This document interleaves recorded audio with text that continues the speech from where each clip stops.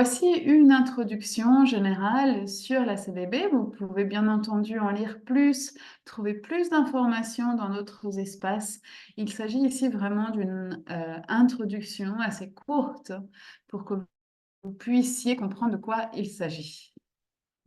Car c'est donc l'intention de ce séminaire aujourd'hui. Alors, historiquement, cette convention sur la diversité biologique date de 1990, 92, pardon, avec le sommet de Rio, et donc les 3 conventions de Rio qui ont été adoptées à cette occasion. La CDB, la Convention sur la diversité biologique, a été donc mise en vigueur en 1993. Il y a maintenant 196 parties, donc pays, dans cette convention, et vraiment les 2 seuls à ne pas avoir signé cette convention, ce sont les États-Unis et le Vatican.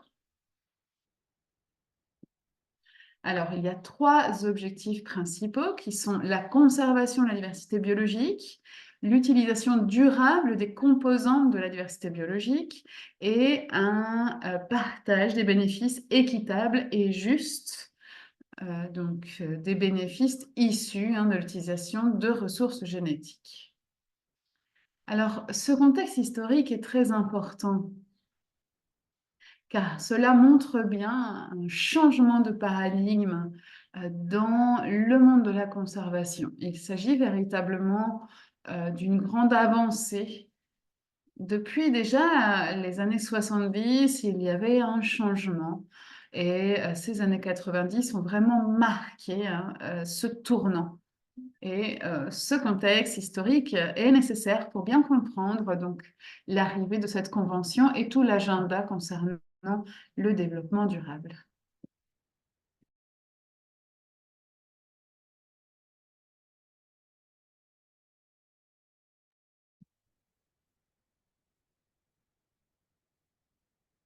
Alors, les réunions de la COP sont généralement biannuelles. Alors, il y a eu une exception, bien entendu, lors de la situation due au Covid, où les réunions ont été menées de manière virtuelle. La COP 16 s'est donc fait en 2 parties. Et la deuxième partie a eu lieu en décembre 2022. Nous aurons donc en octobre de cette année la COP 16 à Cali en Colombie et puis la COP 17 aura lieu dans 2 ans. Alors, quelle est la structure de ces réunions? Alors, il y a principalement un segment de haut niveau politique. Ce sont donc des ministres, des personnages politiques de haut rang. Et il y a également un segment plus technique.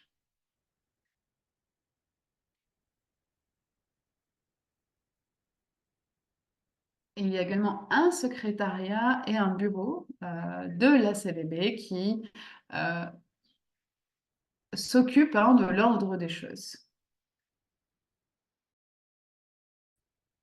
Alors, en ce qui concerne la signature, les signatures sont toujours préalables à la ratification. Un gouvernement, en signant, prend un engagement de prendre les mesures décidées, puis ensuite va ratifier donc ces conventions, ce qui signifie qu'elles seront légales. Peut-on passer à la diapositive suivante? Merci. Alors, quelle est la structure de la CDB? Nous avons donc la COP, la conférence des parties, mais nous avons aussi le SUBSTA, qui est un organe subsidiaire de conseil scientifique, technique et technologique. Et nous avons le SBI, qui est un organe subsidiaire sur la mise en œuvre. Alors, cela peut vous paraître un peu étrange, mais vous allez voir, quand on travaille dans ce domaine, on s'habitue très vite à ces acronymes.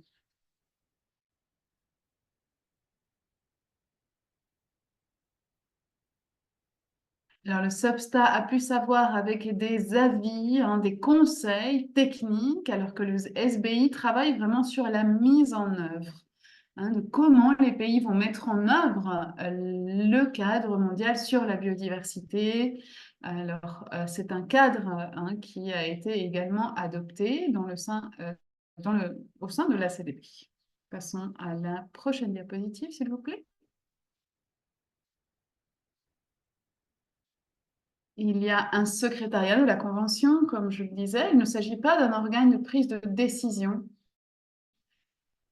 C'est un organe d'organisation, de coordination et qui soutient l'arrivée des pays, les réunions, l'agenda, etc. Et le travail du secrétariat est guidé par les décisions du bureau. Il s'agit donc vraiment d'un organe qui permet d'appuyer, hein, de soutenir tout le processus. Il y a pardon, aussi des organes qui sont temporaires. Alors, cela n'a pas forcément lien avec leur temps d'activité, mais plus avec donc leur intention. Il y a par exemple un groupe de travail sur l'article 8J qui est vraiment spécifique à ce travail-là. Il est temporaire car une fois son travail terminé, cet organe n'aura plus lieu d'être. Et il y a des organes ad hoc en fonction donc, des besoins et qui sont parfois parallèles, hein, donc aux organes subsidiaires.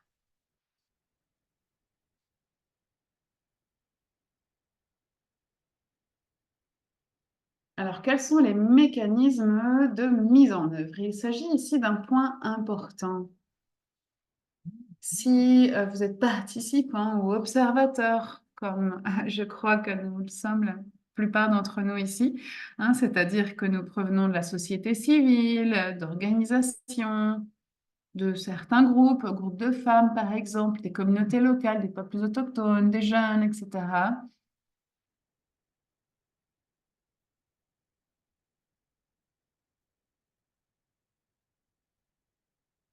Il y a une possibilité donc de se prononcer sur des décisions.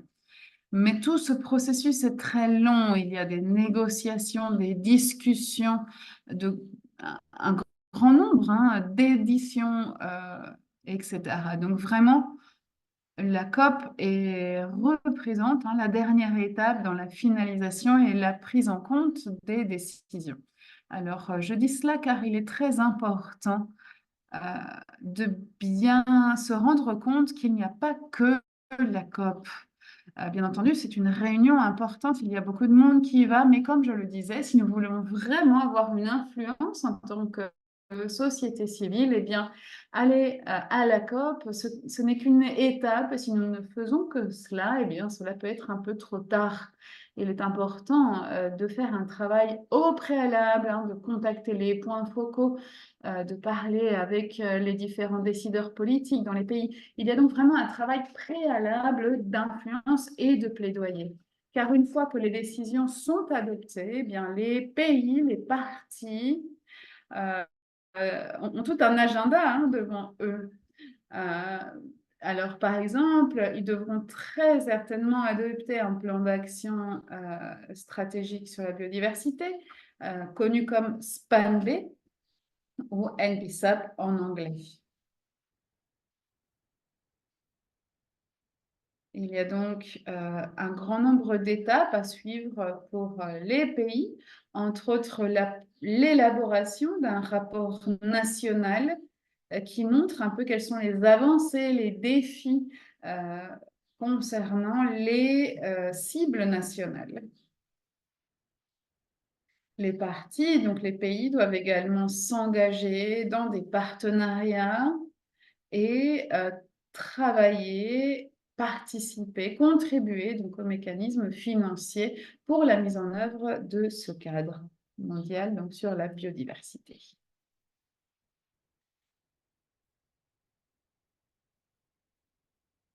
Alors, je vais ajouter quelques mots également sur la mise en œuvre. Alors, la CBD a des protocoles liés, hein, comme le protocole de Carthagène, celui de Nagoya également, qui a été adopté lors de la COP10 à Nagoya, hein, en 2014, d'où son nom.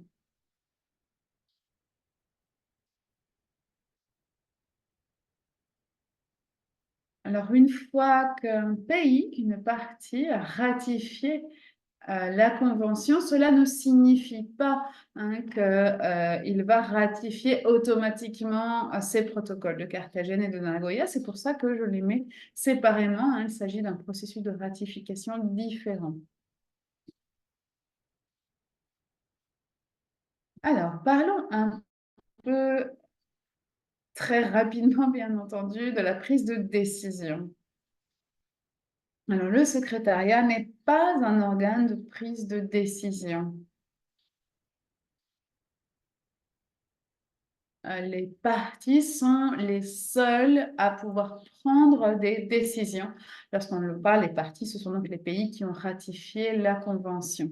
Les décisions sont prises par consensus, ce qui signifie que parfois les processus sont très longs et parfois, il faut le dire, très difficiles, car il faut que tous les pays soient d'accord, soient confortables en tout cas avec la décision qui va être prise.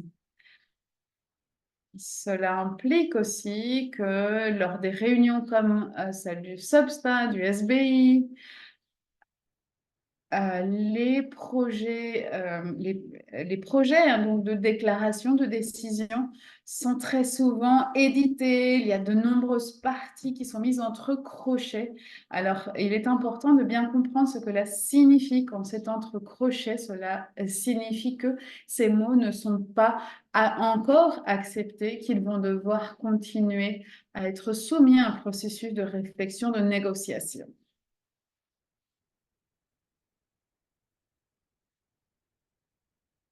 Et l'idée est donc d'avoir un texte final propre, hein, où il n'y a plus rien entre crochets. Il y a de nombreux observateurs de ce processus, comme par exemple le Caucus des femmes et un grand nombre d'organisations. Vous pouvez voir ici la liste. Également, les pays qui ne sont pas partis de la Convention peuvent également participer en tant qu'observateurs. Vous voyez également le Forum des peuples autochtones sur la biodiversité qui représente, hein, et qui fait porter la voix des peuples autochtones dans les négociations. Et comme je le disais, c'est donc la même chose pour le caucus des femmes, hein, qui porte la voix des femmes et toutes les voix qui sont engagées auprès de l'égalité et la justice de genre. Nous avons également des organisations comme la jeunesse, nous avons aussi le secteur privé, les industries et tout type d'ONG. Alors, la CBDA, hein, donc l'Alliance pour la CDB, est vraiment la plateforme qui réunit les voix de la société civile, principalement des pays du Sud, pour qu'elles soient entendues lors des négociations, pour avoir suffisamment d'influence. Alors, nous sommes donc des observatrices, hein, nous n'avons pas de voix dans la prise de décision. Alors, ce sont des espaces très complexes, hein. Et il y a différents types de sessions et cela peut être compliqué si vous souhaitez participer à la COP. Alors, il y a des sessions plénières où les parties peuvent partager donc leur point de vue. Ensuite, ce sont les observateurs qui ont le droit de parler. En général, les premiers sont les peuples autochtones, puis le caucus des femmes, puis les jeunes et enfin les ONG. Donc, ce sont les premiers groupes à pouvoir parler, participer et partager leur point de vue et leur contribution. Alors, il faut bien dire que les contributions doivent être rédigées à l'avance, car elles doivent obtenir le soutien d'au moins un pays pour pouvoir être partagées à ce moment-là, donc dans les plénières. Et c'est la seule manière, hein, donc, pour les observateurs de faire entendre leur voix. Alors, bien entendu, cela prend beaucoup de temps, vous imaginez bien, au vu du nombre de parties. Alors, certaines négociations, certains thèmes sont aussi très sensibles et peuvent aussi prendre beaucoup de temps. Par exemple, parfois, donc, les groupes, certains groupes, hein, donc selon. Alors, pardon, ah, j'ai oublié peut-être de donner un peu de contexte avant. Il y a donc deux groupes de travail, hein, à la COP. Un groupe de travail donc, sur la mise en œuvre et les finances, la coopération, qui est un peu donc, la sphère de travail du SBI, et un autre groupe de travail qui s'axe beaucoup sur donc, les thèmes scientifiques, techniques, technologiques. Il y a donc un porte-parole pour chaque groupe, et ce porte-parole peut aussi organiser des contre-groupes, hein. Ces groupes ne sont pas publics, ils sont organisés d'une autre manière.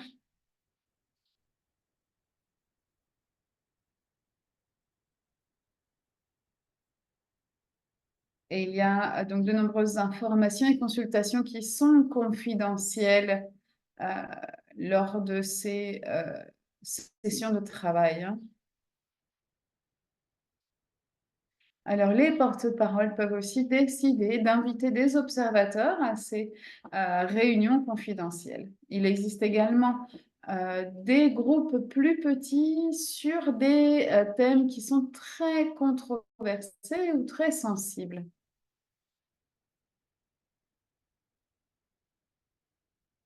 Alors, cela peut avoir lieu à n'importe quel moment, hein.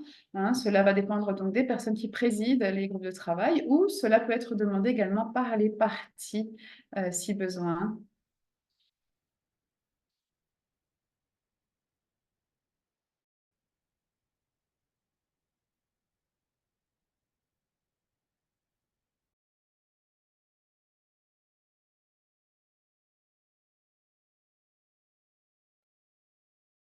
Le groupe africain, l'Asie-Pacifique, l'Amérique latine, les États caraïbes, les Caraïbes, l'Union européenne et puis d'autres pays.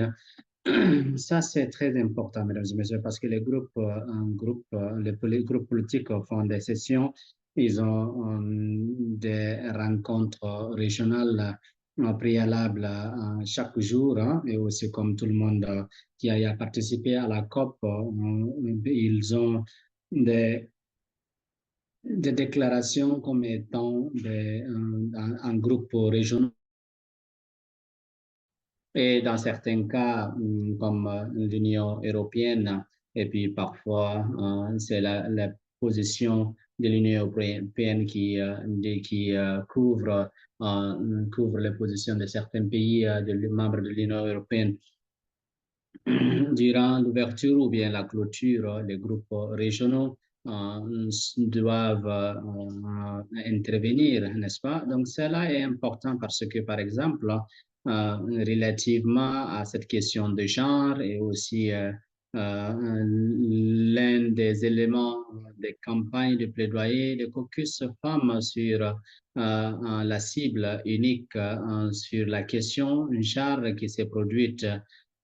Cet appui politique est venu durant la déclaration des éléments de clôture en Genève, et cela a été pour le caucus de femmes, c'était été un moment très important pour les femmes. Diapositive, s'il vous plaît.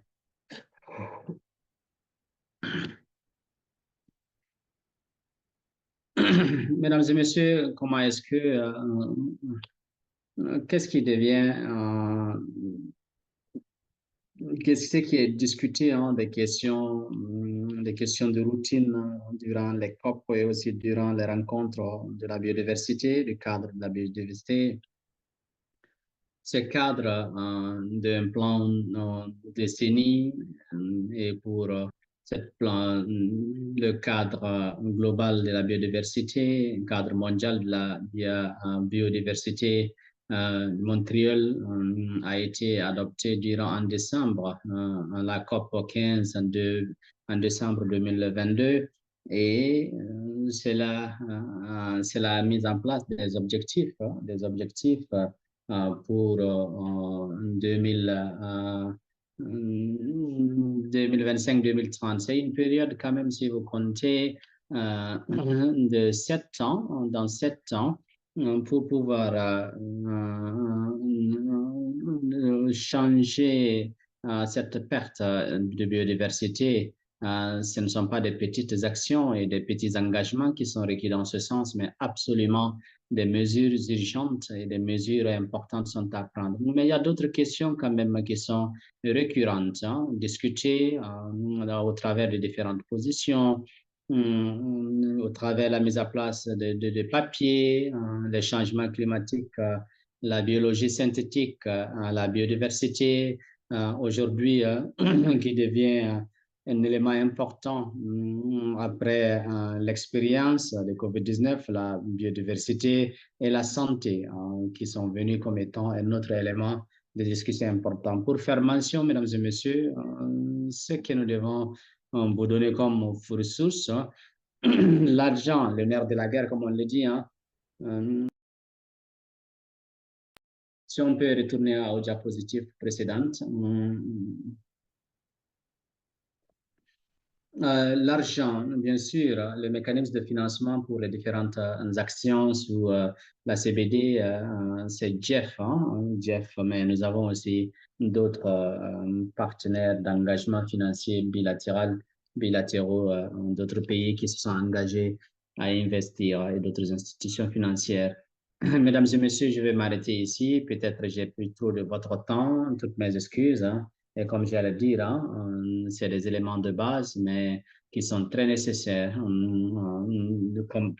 Ça vous donne aussi le sens combien le processus peut être très compliqué, très complexe pour notre travail de plaidoyer. Merci beaucoup, mesdames et messieurs, pour votre aimable attention. Merci, Christina. Merci beaucoup. C'était une présentation très riche et aussi cela nous aide à connaître où est-ce que nous allons nous focaliser. Cela nous aide à savoir comment s'engager dans le processus et de comprendre aussi un peu quand même là où nous pouvons commencer en s'engageant dans ce processus. Donc, c'est ça le travail que nous sommes en train de faire, mesdames et messieurs. Donc, bienvenue. Vous êtes priés à partager les différents liens et aussi dans le chat.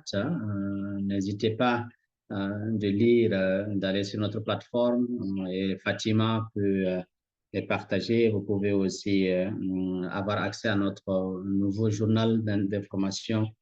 Mesdames et messieurs, si vous avez des questions, quelqu'un a demandé, est-ce que nous allons recevoir les présentations? Oui, la réponse est oui. Après la session, nous allons partager les présentations, Inch'Allah. Voilà.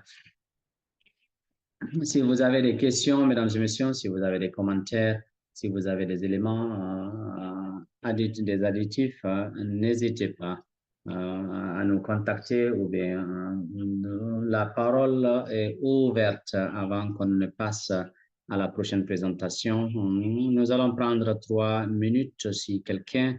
Vous pouvez lever la main, vous pouvez aussi vous prononcer dans le chat, donc conformément à votre souhait. Merci ou selon votre souhait. Merci beaucoup. Des questions, mesdames et messieurs, ou bien des suggestions, un souci que nous devons prendre en compte?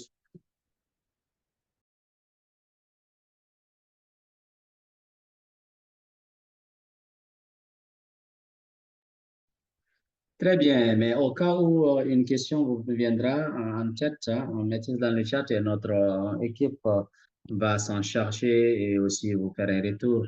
Donc, nous avons les alliés du caucus de femmes et nous sommes toutes prêtes pour vous apporter une réponse à un commentaire. Mesdames et messieurs, nous allons procéder à la deuxième personne, à la deuxième présentation. Valentine, bienvenue appelez-vous, nous avons de l'interprétation simultanée. Vous pouvez juste choisir la langue qui vous convient. N'hésitez pas de choisir la langue de votre convenience et puis voilà, d'écouter pour assurer une bonne compréhension.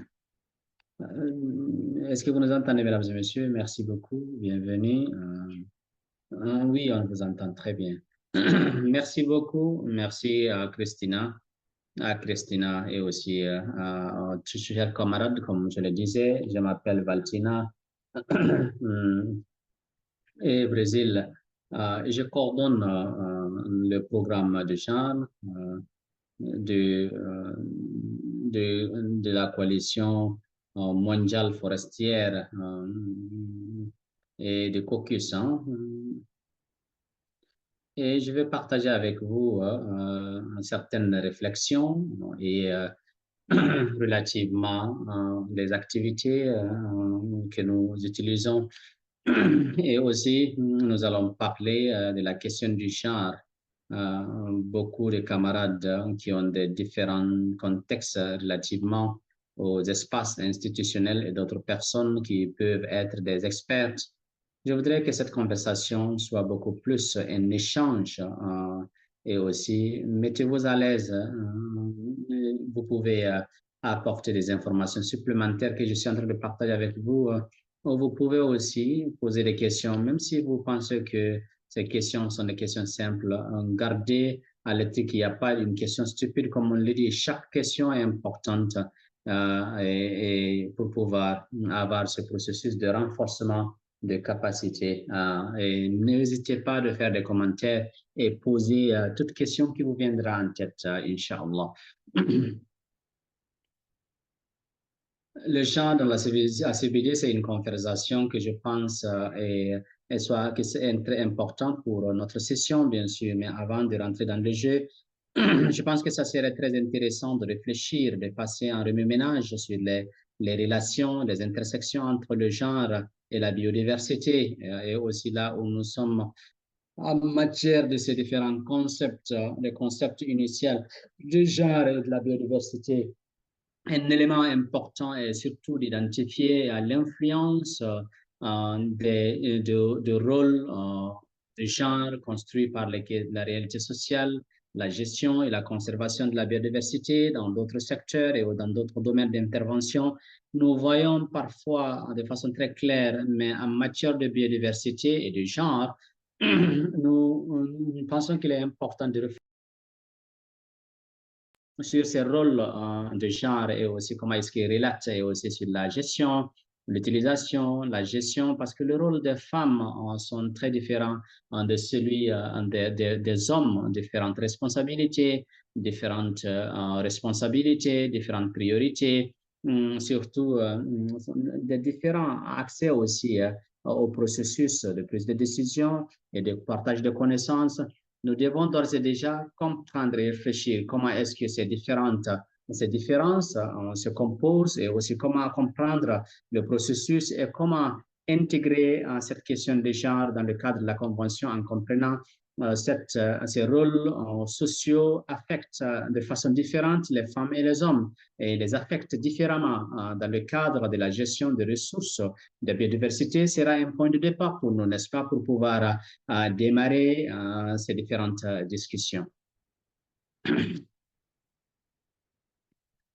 Je sais qu'il y a des éléments importants, c'est surtout les inégalités basées sur le genre. Cette conversation, dans le cadre de la Convention, nous croyons que les différences basées sur le genre sont très importantes, sont pertinentes dans le cadre de ce processus et aussi par rapport aux actions nécessaires pour pouvoir améliorer. Et nous, pour ce fait, nous devons passer en revue ces différents éléments et aussi les rendre évidents en matière d'accès aux opportunités, de ressources, les ressources biodiversité, les terres et d'autres produits, comme j'ai eu à mention dans le cadre du processus de prise de décision, de pouvoir, d'accès à ces organes de prise de décision. Nous avons élaboré et mis en place des actions. Les femmes doivent faire partie de ce processus. Hein? Et c'est des femmes qui sont négligées et exclues de ce processus et aussi les différentes de différents environnements de vulnérabilité, non seulement le changement climatique, les catastrophes naturelles, les impacts en matière de la violence basée sur le genre et d'autres processus. Les femmes, dans ce sens, font face à des et sont affectées à des différents niveaux. Et quand ces éléments se propagent dans ce processus et aussi au travers des différents phénomènes, nous avons une approche sectionnelle, n'est-ce pas, et une approche beaucoup plus élargie qui reflète les besoins des femmes. Nous avons des catastrophes naturelles et nous voyons que les femmes sont sur les premiers à être affectées hein, et aussi à pouvoir économique pour plus de décisions. Si ce n'est pas juste une question, si ça n'impacte pas les femmes, parce que les femmes culturellement responsables de la continuité de vie, ils prennent soin voyez, des enfants, ils prennent soin des gens, des personnes diminuées, elles vont au-delà de leurs responsabilités quotidiennes. Voilà, donc, trois éléments importants sera surtout de s'assurer de discuter cette question d'inégalité, de différences basées sur les genres et aussi les connaissances. Et nous savons que les femmes dans les communautés traditionnelles et les territoires sont responsables de cultiver. Les femmes sont les premières gardiennes de la biodiversité avec des pratiques millénaires et aussi traditionnelles et les différences de genre. Les pratiques seront différentes selon le rôle au sein des différentes communautés et ces éléments sont très pertinents pour pouvoir prendre des actions idoines pour pouvoir assurer cette égalité, cette approche de genre dans le cadre de nos activités. Le genre dans le contexte de la CBD, bien sûr, les décisions, je fais référence à la décision 15, à la décision prise à la COP 15 hein, pour les besoins de réflexion sur la question de genre dans le cadre de la Convention. La première décision, c'est la décision 15, 54, qui est relative au cadre mondial de la biodiversité mondiale qu'on appelle KMDBF. Dans cette décision prise à Montréal à la dernière COP et certains des éléments clés que les parties ont eu à reconnaître et ont mis en avance et qui sont, il y a des alarmes, il y a des indications d'une continuité de la perte de la biodiversité, du fait que 25% des espèces des animaux et d'autres plantes sont menacées dans ce sens, y compris à peu près 1 million d'espèces qui sont sous la possibilité de disparaître hein, et aussi dans le cadre de cette biodiversité, la loi de la biodiversité. Donc, les parties se sont accordées à parvenir à un accord multilatéral et aussi à mettre en place des actions transformatrices et aussi actives pour cette loi. À la section C, sous le coupole de cette décision, nous pouvons partager les décisions pour que vous puissiez voir de très de proches et aussi comment cela vous aide dans la préparation des COP16. C'est un élément crucial dans le cadre des questions de chance et aussi de l'approche basée sur le genre. Sur le droit, il y a d'autres sections qui sont importantes, mais aujourd'hui, je voudrais me focaliser sur la section C et 5 éléments de la section C parce que je pense que c'est des éléments clés pour pouvoir commencer à mettre en base, sur base cette question. Et quand on parle de la question de genre sur la CBD, 5 éléments. Sous la section C, c'est la reconnaissance de la contribution des droits des peuples autochtones, des communautés locales, et aussi pas seulement leurs droits, mais surtout leur participation significative dans le cadre des activités politiques, dans le processus, et aussi l'approche holistique sociétale, et aussi des actions relatives, n'est-ce pas, à tout le monde qui implique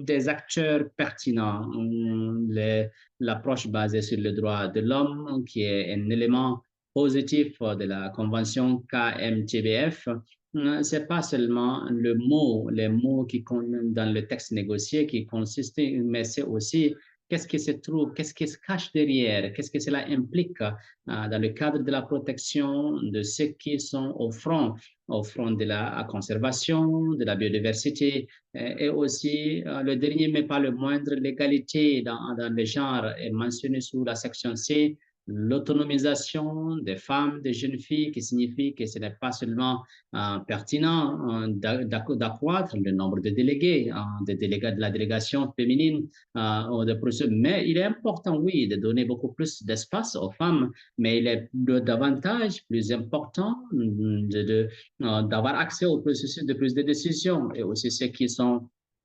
sur le terrain, les femmes des connaissances de peuples, de communautés locales, des populations autochtones qui sont les gardiennes, qui sont au front, au four et au moulin pour pouvoir aider la biodiversité. Et sans doute, la pertinence de cette inégalité, qui est aussi un autre élément qui est mis en exergue dans la section C, section 54. La cible 22 et 23, c'est surtout l'implication dans le processus de prise de décision et aussi c'est des cibles historiques dans le cadre mondial commun de la biodiversité de Montréal. On appelle la cible unique, c'était une victoire de la Convention que toutes les parties aient adapté d'inclure une cible spécifique pour pouvoir couvrir la question de genre dans le cadre de la CVD. Il y a des éléments cruciaux pour pouvoir comprendre ce processus de participation dans la prise de décision. C'est quelque chose qui doit être inclus dans le cadre de suivi de la Convention et aussi y compris une approche responsive qui signifie qu'il y a des éléments qui doivent être considérés pour parvenir à une approche inclusive dans la Convention en mettant en avant des opportunités égales, des droits égaux, qui est un élément aussi clé de la cible 23 et l'accès à la terre. Vous voyez, on retourne à la conversation initiale entre la relation entre la biodiversité et le genre, et ces éléments doivent être reconnus dans leurs termes concrets, en convention, mais la cible 23 est pour s'assurer qu'il y ait quand même, que les cadres ou bien que la base soit là-bas dans la convention. La cible 23 est une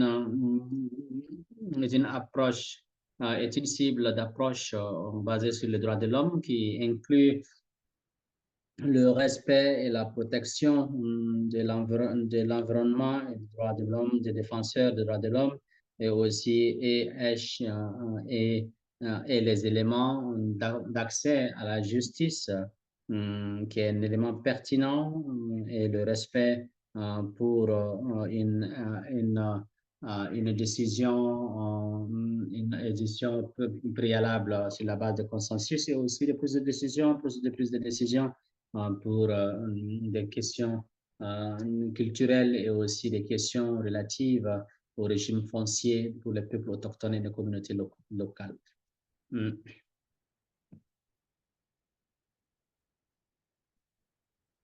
La COP 16, décision 15-11, c'est quelque chose, la décision que je voudrais partager avec vous durant la COP 15, pas 16. Pardon, nous allons partager la présentation, mais ce serait très intéressant pour vous de vérifier la source originale de cette présentation pour que vous puissiez avoir l'historique qui est derrière cette décision. La décision 15-11 inclut la question de plan d'action genre connu comme GPA, était une perspective historique, hein, parce que cela a traduit une piste concrète vers la reconnaissance d'une participation effective et constructive dans tous les processus de convention et particulièrement dans le cadre des questions politiques et d'action au niveau national et local qui est important pour la réalisation des objectifs biodiversité long terme et aussi à l'horizon de la vision 2050 en harmonie avec la nature. Et c'est là aussi rentre dans le cadre d'autres processus, le plan d'action genre et aussi a un objectif de faire la promotion de cette mise en œuvre de genre. C'est un élément, un outil qui va appuyer au travers des actions indicatives hein, le cadre de suivi et le cadre de cette cible, la cible 23 notamment. Le plan d'action de genre va essayer d'appuyer une approche genre qui va mettre en œuvre ce mécanisme associé et des quatre éléments sous le coupole du plan d'action genre. Il est important de comprendre cet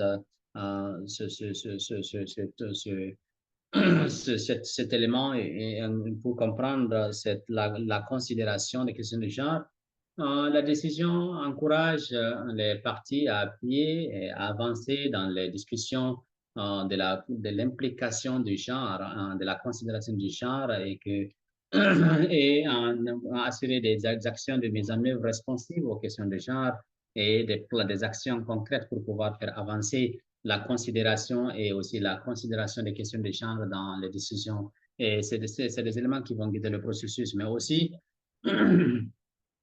la décision, les inviter à mettre en œuvre ce plan en synergie avec d'autres plans travaillant sur les genres et des stratégies élaborées sous un environnement multilatéral, sous des cadres, de cadres d'accords multilatéraux sur les environnements et un élément qui puisse déclencher un dialogue, un processus pour pouvoir passer en revue ces inégalités de genre dans le processus de la biodiversité dans le cadre des accords environnementaux. Encourager les parties à nominer et aussi à apporter un soutien à la question du genre au niveau national et un point focal, nommer un point focal pour pouvoir travailler dans le cadre des négociations biodiversité, un point focal biodiversité et aussi conseiller et dans le contexte local, mais aussi dans les stratégies nationales, mais aussi d'avoir des alliés avec des différents acteurs et des groupes de relais, des différents territoires, des différents outils pour pouvoir collecter, apporter des actions et aussi élaborer des actions concrètes pour pouvoir faire la promotion de la mise en œuvre en prenant en compte la question du genre. Il est important d'avoir un plan, sans doute, hein, mais nous avons besoin des ressources, n'est-ce pas? Des ressources, nous avons besoin de fonds pour pouvoir élaborer des différentes phases et des plans et un document. Cette décision nous invite les différents acteurs de financement, les organisations bilatérales de pouvoir apporter un appui technique et financier pour pouvoir mettre en œuvre le plan d'action genre dans le cadre du plan d'action de genre, le GPA. Je vais partager très brièvement certaines réalisations sur cette question de genre au travers l'année pour que vous puissiez avoir une idée de comment est-ce que ce processus a été déclenché, où est-ce que nous en sommes et qu'est-ce que nous avons pu développer au travers des actions. Et aussi, cette diapositive particulière a été partagée prévieusement dans le cadre de la formation de Caucus, mais il est important de revisiter, de voir combien ce travail collectif a été élaboré durant ces différentes périodes. Et en 2000, COP Et ce plan d'action genre a été élaboré et les femmes participantes ont conçu l'idée d'avoir un caucus des femmes.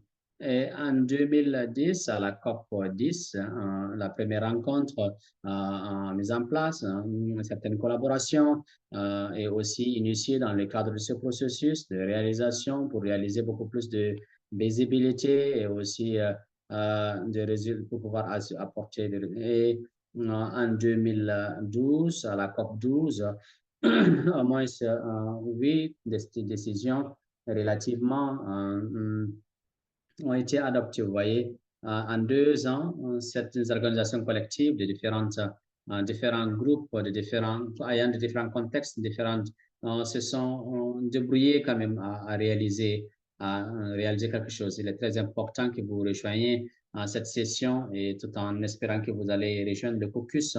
Ensemble, nous allons pouvoir travailler à la réalisation, au changement du processus et aussi tout en espérant que nous allons parvenir à une mise en œuvre transformative. En 2014, la COP 12, le deuxième plan d'action du genre a été élaboré pour mettre en œuvre et aussi des ressources ont été allouées pour la mise en œuvre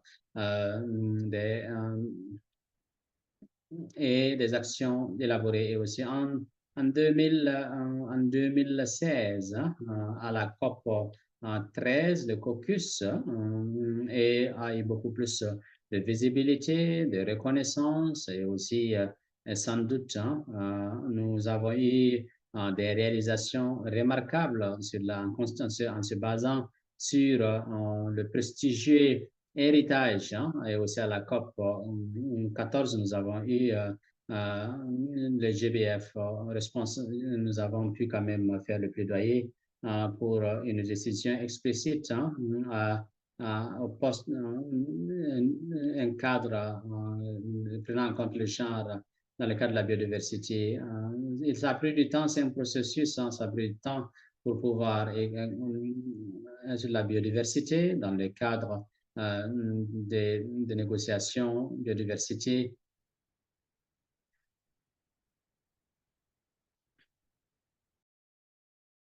Et en 2022, lors de la dernière COP à Montréal, nous avons vraiment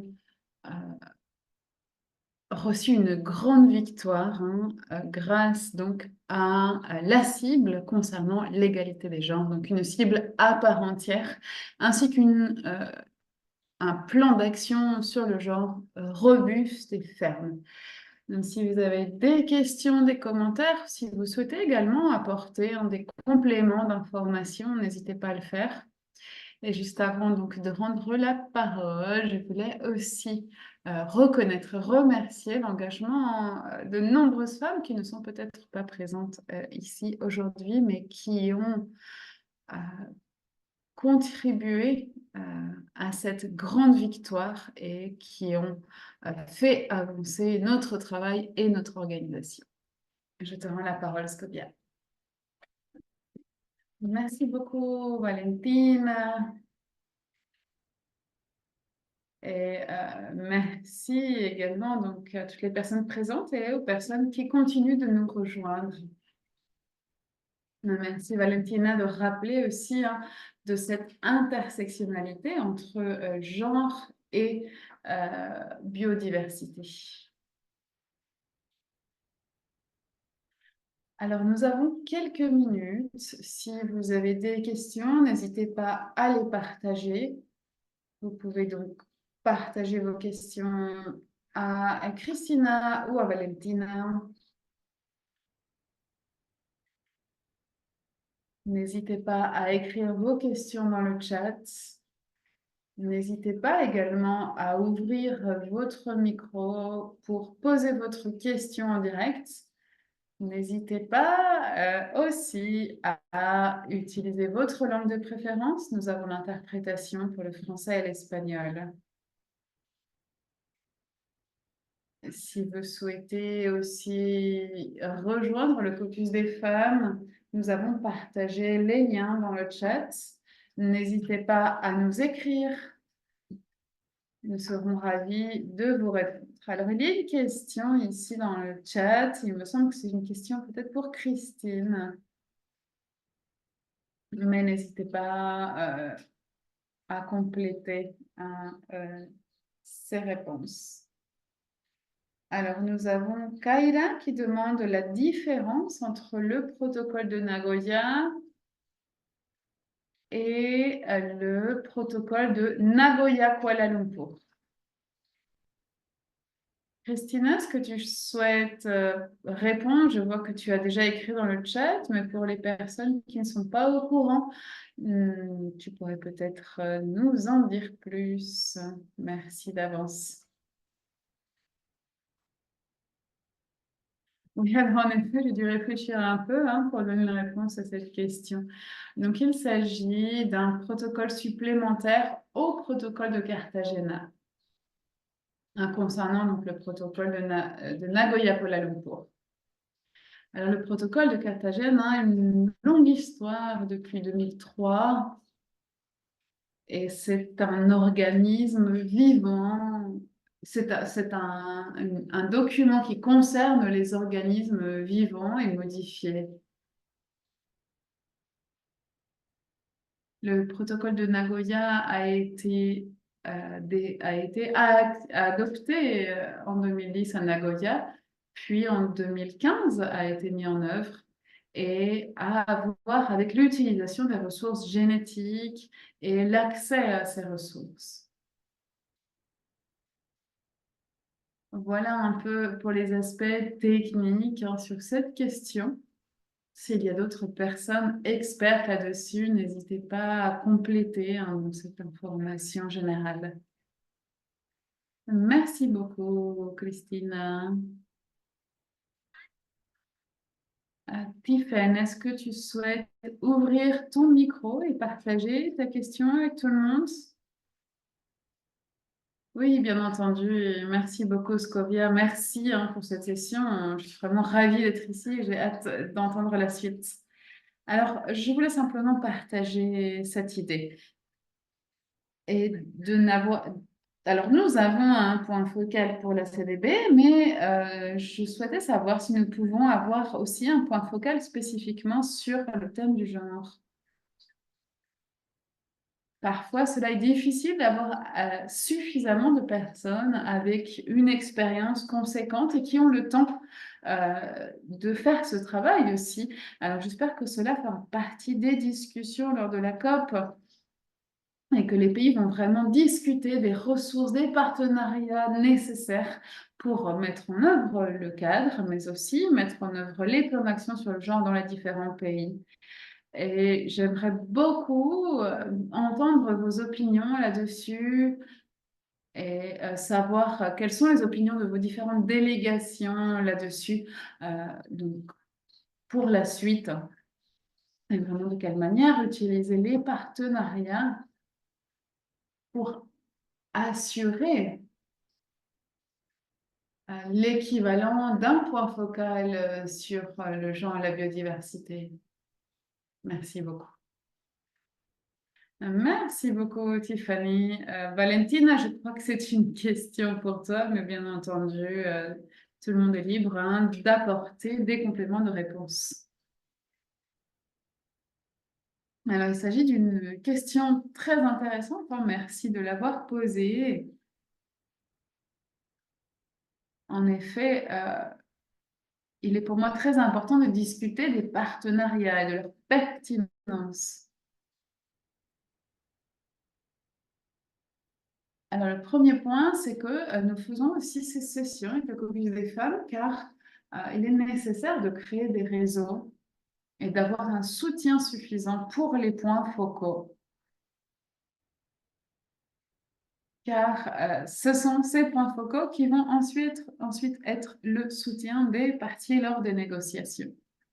Alors, bien entendu, il n'y a pas simplement l'engagement politique pour cela et nous avons besoin de ressources. Bien entendu, c'est une grande idée. Et il faut aussi être conscient des capacités limitées.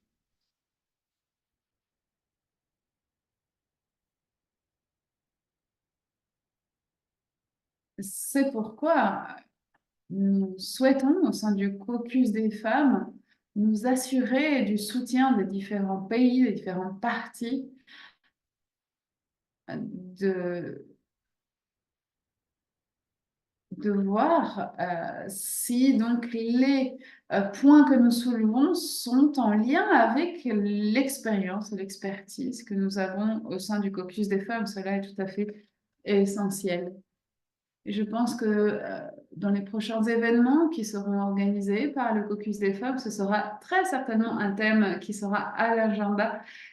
Et c'est un point sur lequel nous souhaitons discuter. Nous pensons que c'est un élément crucial. Nous devons avoir des étapes claires et concrètes pour soutenir et pour aider les points focaux sur le genre. Un autre point critique, selon moi, est de soutenir les partenariats et de faire un plaidoyer pour obtenir des ressources. Car nous avons besoin de la mise en œuvre. Nous avons un plan d'action sur le genre, nous avons la cible 23, la cible 22 également. Nous avons donc tous ces outils pour assurer une réponse qui tienne, qui tienne compte de la dimension de genre. Mais nous avons besoin de ressources financières pour que cela puisse être réalisé.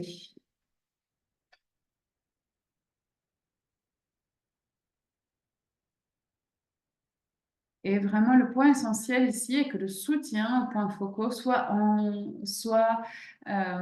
adéquat avec l'expertise que nous avons au sein du caucus des femmes. Alors, je ne sais pas si Christina ou d'autres collègues du caucus ou d'autres organisations ont quelque chose à dire là-dessus, souhaiteraient compléter ce que je viens de dire. Donc, n'hésitez pas à nous partager vos réflexions. Oui, alors peut-être quelques points supplémentaires, si vous me le permettez, hein. Et j'ai hâte d'entendre le point de vue de Anna là-dessus également. Alors, nous avons reçu de notifications du secrétariat demandant aux points focaux de la CDB alors je cherche le mot, de choisir, de nommer, voilà, merci, de nommer des points focaux nationaux sur le genre. Alors, je ne sais pas combien, il me semble que c'est au moins 15 pays qui ont demandé cela. Donc, cela démontre bien l'intérêt des partis sur ce thème. Il y a donc beaucoup à faire. Et il me semble que l'explication de Valentina a bien souligné hein, le besoin de partenariat. Cela est un point tout à fait crucial. Et il y avait, je crois qu'il existe encore, ce groupe qui s'appelle Organize, donc des pays qui travaillent hein, sur l'égalité de genre. Il y a une grande représentation encore dans ce groupe et cela indique vraiment que dans certaines régions, ce sont des thèmes clés, hein, cruciaux pour la crise et pour résoudre les crises de la biodiversité.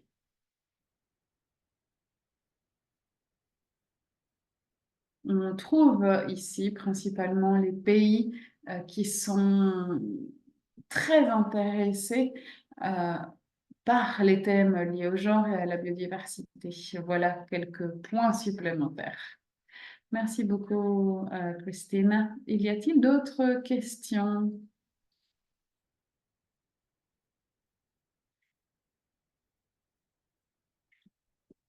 Oui, Anna? Oui, pour continuer un peu à dérouler hein, ce fil qui a déjà été tissé par mes collègues concernant le travail aussi qui est possible au niveau national. Nous pouvons également travailler lors de l'actualisation hein, de différentes stratégies. Nous avons travaillé sur un document qui reprend toute une liste de recommandations pour les pays lorsqu'ils souhaitent s'engager sur des thèmes liés au genre. Et une des recommandations est d'avoir un point focal auprès de la CDB.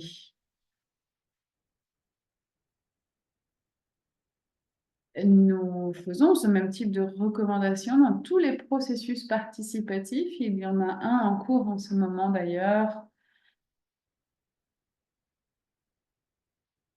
Il y a donc plusieurs espaces, réseaux pour faire un plaidoyer en ce sens.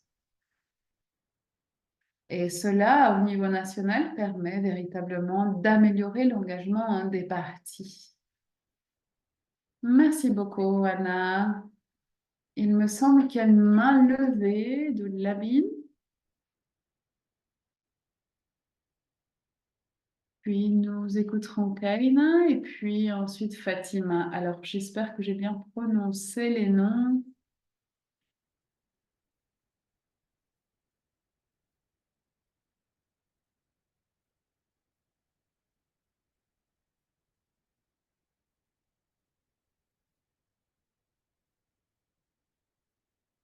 Alors, pardon, oui, je me suis trompée. Je crois que Rachel Babin, c'est l'interprète. Alors, est-ce qu'il y a d'autres mains levées?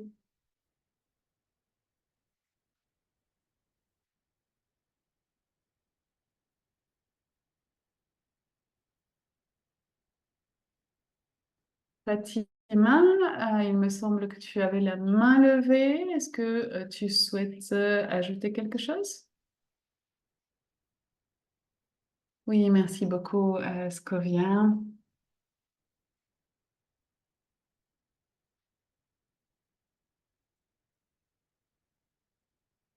Alors, je voulais vous remercier déjà d'avoir participé à cette session et vraiment vous rappeler également la date de notre prochaine session qui aura lieu le 23 août et la suivante sera le 6 septembre. Merci de bien noter ces dates. Nous avons hâte de vous y voir. Et j'ai essayé de partager mon écran pour vous montrer le flyer et je crois que je ne suis pas parvenue, mais en tout cas, j'ai laissé dans le chat les liens vers nos différents comptes sur les réseaux sociaux et vous y trouverez toutes les informations nécessaires. Alors, n'oubliez pas de vous enregistrer. Merci également de partager dans vos différents réseaux. Et j'ai mis le lien aussi. Vous pourrez trouver de nombreuses informations intéressantes et tous les liens pour rejoindre ces sessions en tant qu'individu, en tant qu'organisation, ainsi que tous les documents politiques, nos déclarations et toutes les informations sur comment vous engager avec le caucus des femmes et comment recevoir toutes les actualisations. Alors, je suis ravie également de vous dire que nous avons récemment lancé notre première newsletter. Donc, restez connectés, nous continuerons à partager toutes les informations nécessaires sur ces différents espaces. Et puis donc, restez en lien avec nous pour voir toutes les possibilités, les opportunités d'engagement avec le caucus des femmes.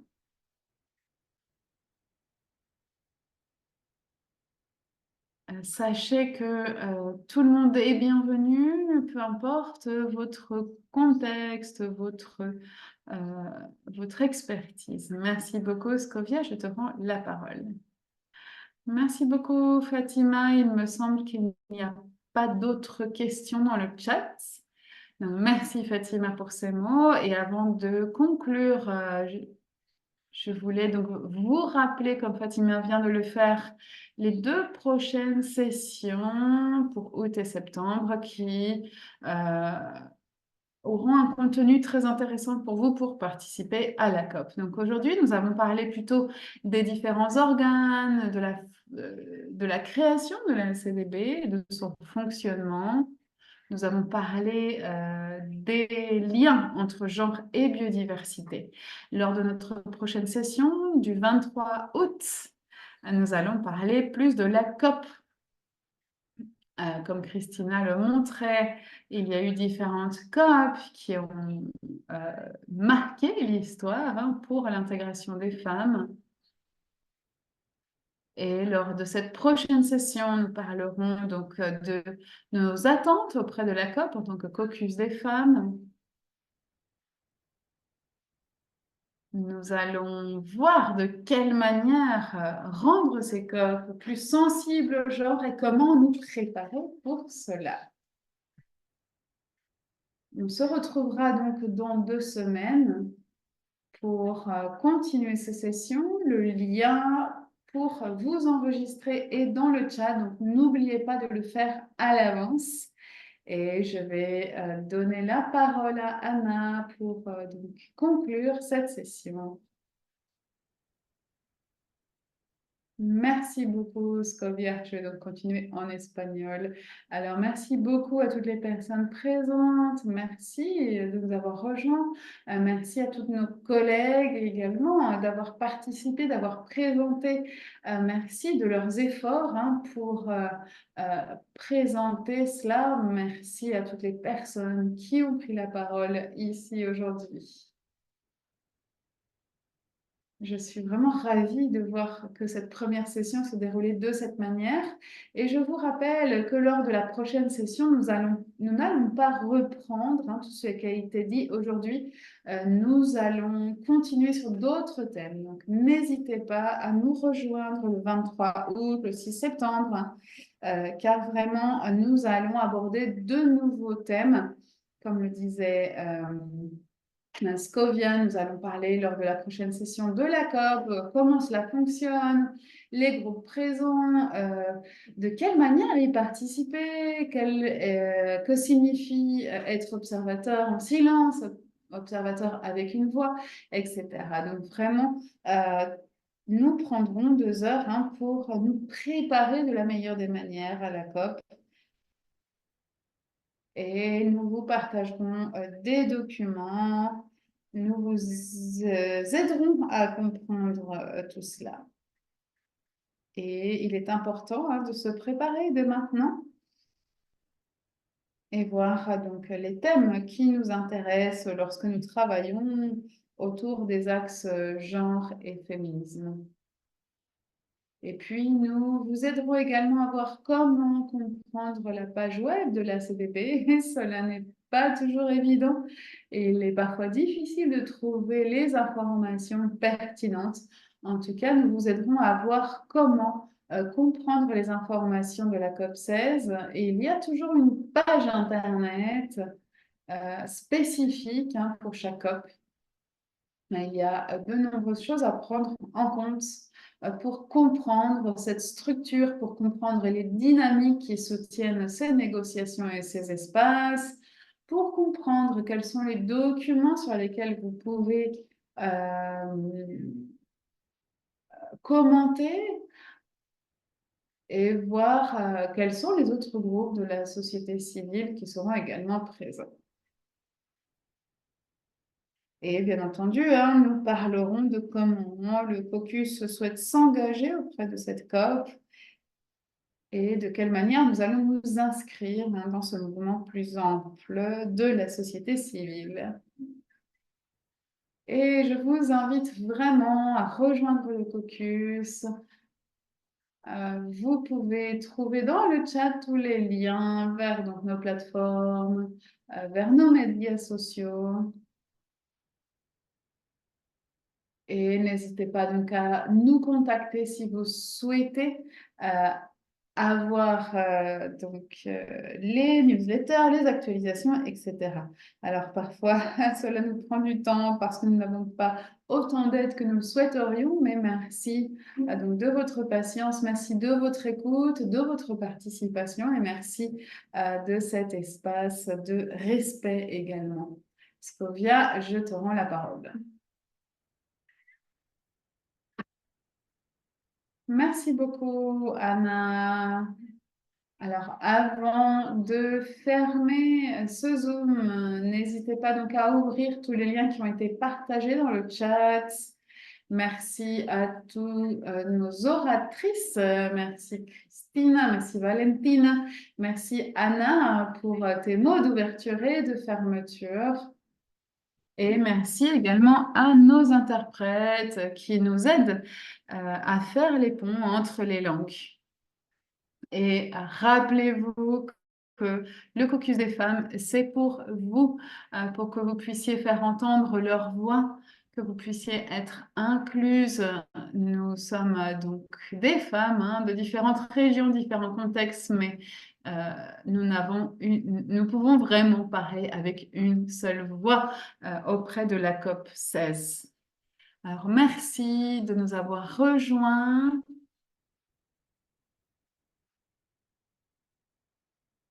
Et nous apprécions vraiment donc, votre participation. Merci d'avoir pris le temps d'être ici aujourd'hui. On se retrouve donc le 23.